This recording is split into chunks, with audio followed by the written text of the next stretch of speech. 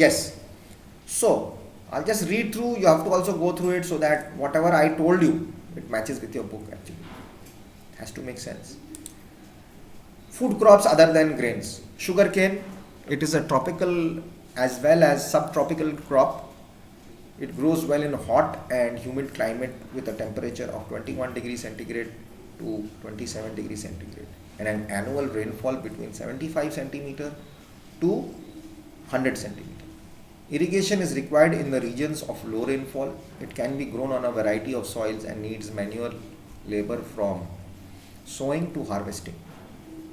India is the second largest producer of sugarcane only after Brazil. It is the main source of sugar, gur, which is jaggery, which you call meetha here, khandasari and molasses. The major sugarcane producing states are Uttar Pradesh, Maharashtra, Karnataka, Tamil Nadu, Andhra Pradesh, Telangana, Bihar, Punjab and Haryana. My list, Bihar came second after Uttar Pradesh. Anyways, oil seeds. 2016, India was the second largest producer of groundnut in the world after China. In rapeseed production of India was the third largest producer in the world after Canada and China in 2016. Different oil seeds are growing, covering approximately 12% of the total cropped area of the country. Main oil seeds produced in India are groundnut, mustard, coconut, sesame, which is til or sesamum, soybean, castor seeds, cotton seeds, linseed and sunflower. Most of these are edible and used as cooking mediums. However, some of these are also used as raw material in the production of soap, cosmetics and ointments. Groundnut is a kharif crop and accounts for about half of the major oilseeds produced in the country. Gujarat was the largest producer of groundnut, followed by Rajasthan and Andhra Pradesh 2016-17. Linseed and mustard are rabi crops. Sesamum is a kharif crop in north and rabi crop in the south India. Castor seed is grown both as rabi and kharif. You have to now understand, you have to keep it in mind always, the rabi, kharif and the zaid crop timings. Okay. So send you a link also on YouTube, a Y link which you must have seen about the crops of the rabi, zaid and kharif crops. And go through that. Always keep it in mind. There's a trick of getting remind them. So if you go on YouTube, you'll get those tricks. But it's actually in bilingual subject.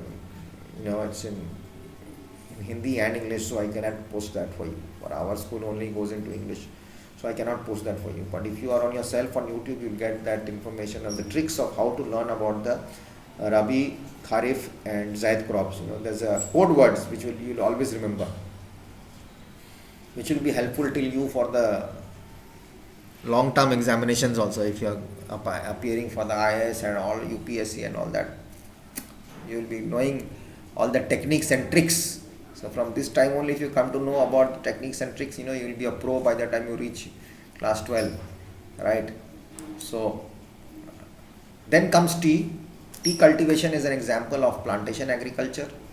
It is also an important beverage crop introduced in India initially by the British. Today, most of the tea plantations are owned by Indians. The tea plant grows well in tropical and subtropical climates endowed with deep and fertile drained soil, rich in humus and organic matter.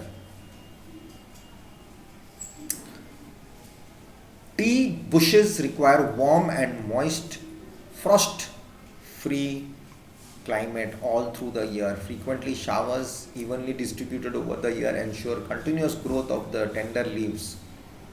If there is heavy rainfall, leaves will break and they need the terrace land. So if you have ever been to Siliguri, Darjeeling, Assam or wherever the hillsides where there is tea grown, tea gardens are lovely. Only green and green. Tea wood, the root of the tree is also used as center tables and all. It's very costly. And a lot of snakes in the tea garden. A lot of people die, manual labor dies because of snake bites. Dangerous snakes are there also.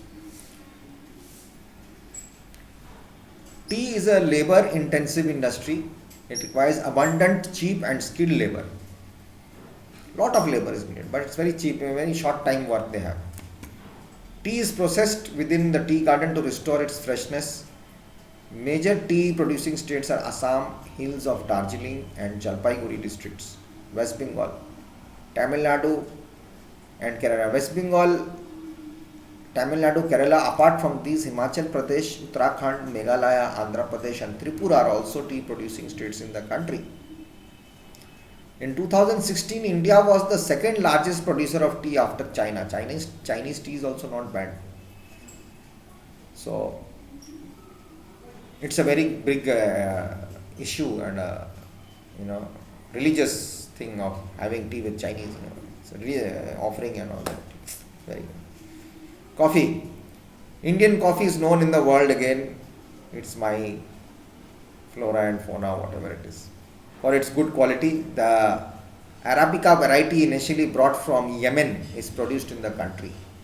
This variety is great in demand all over the world. Initially, its cultivation was introduced on the Baba Budan Hills. And even today, its cultivation is confined to the Nilgiris in Karnataka, Kerala and Tamil Nadu. Nilgiris is in Karnataka, Nilgiri Hills, Ooty.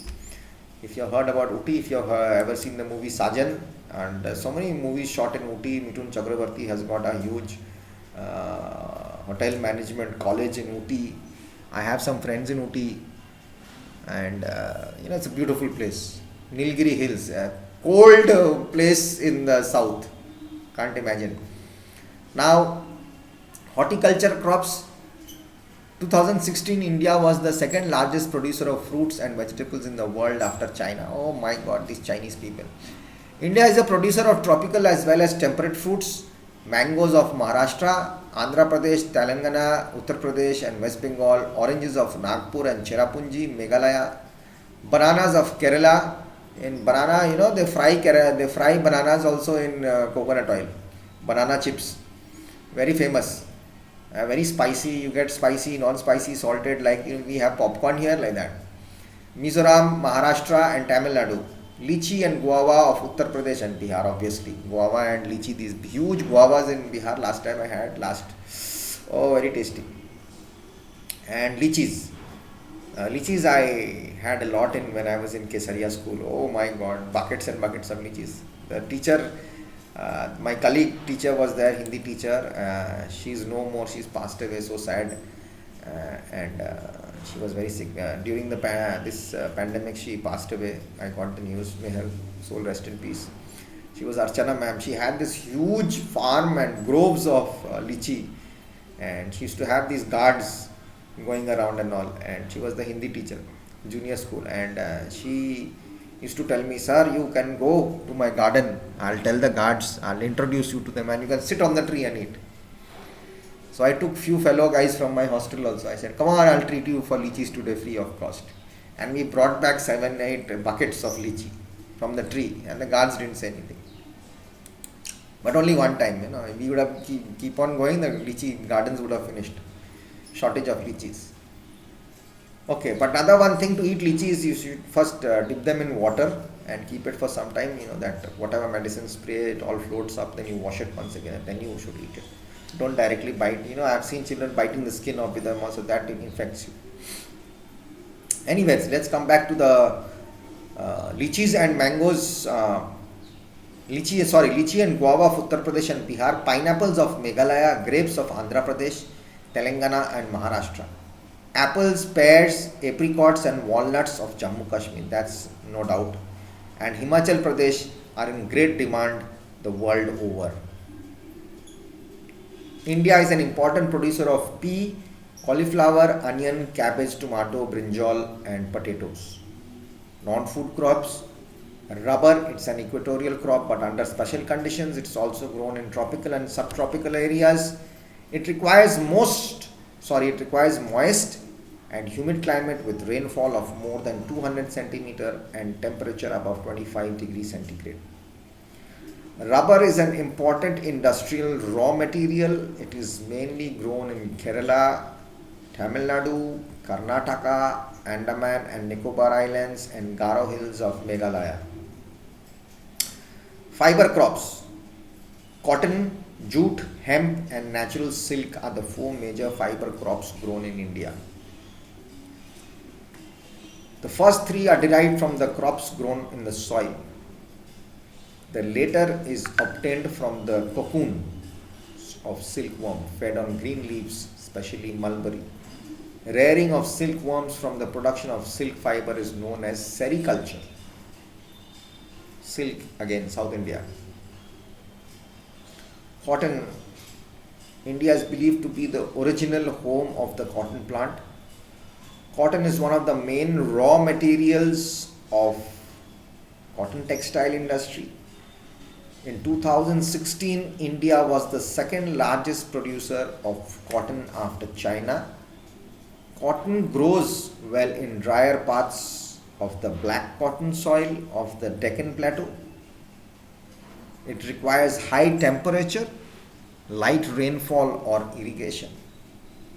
210 frost-free days and bright sunshine for its growth. It is a kharif crop and requires 6 to 8 months to mature.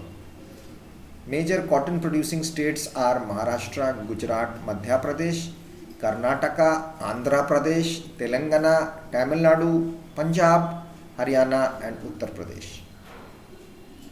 Jute is known as the golden fiber, as I told you. Jute grows well on well-drained fertile soils in the flood plains,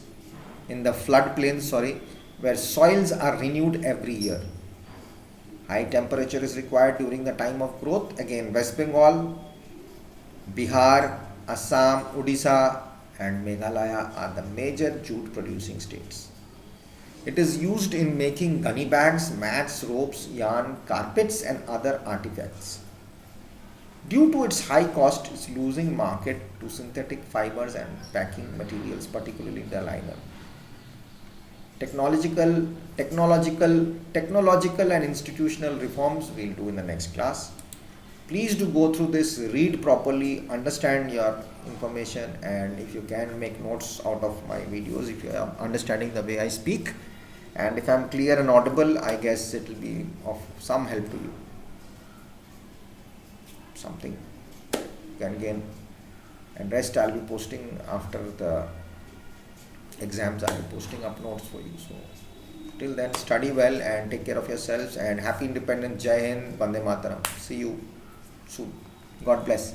Respect your parents and have a disciplined life. Eat, sleep, play, study all together. Bye bye.